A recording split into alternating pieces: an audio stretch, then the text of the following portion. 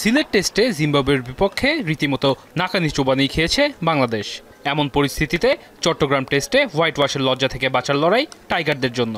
নিজেদের মান সম্মান বাঁচানোর জন্য চট্টগ্রাম টেস্টে বাংলাদেশের জয় ছাড়া অন্য কোনো পথ নেই। ক্রিকেট পাগল জাতি হওয়ায় ভালো করলেও যেমন প্রশংসার জোয়ারে ভাসান সমর্থকরা, ঠিক বিপরীত রূপ দেখাতেও সময় নেন না। বর্তমান পরিস্থিতিতে সমালোচনাটাই বেশি সহ্য করতে হচ্ছে ক্রিকেটারদের।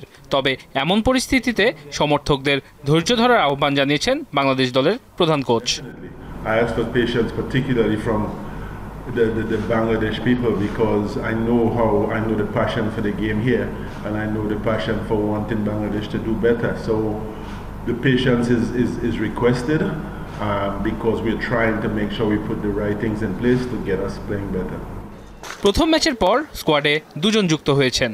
মূলত সাদা বলে পারফর্ম করা খেলোয়াড়রা পেয়েছেন সুযোগ।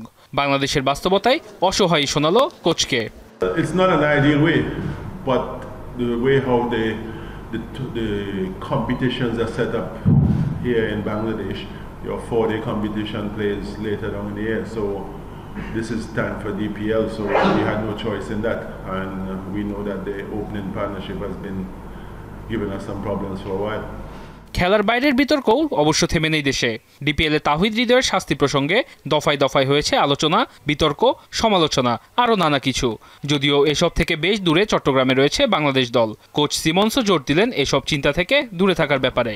We're going into a test match, and when we sit down this evening to have our final meeting before tomorrow, that's one of the things we've got to make sure we get them to understand. This is about the next 5 days and about Bangladesh cricket in the next 5 days.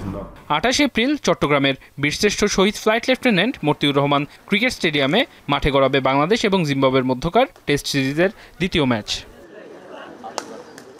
ওয়াসিল হক পান্থ, এখন।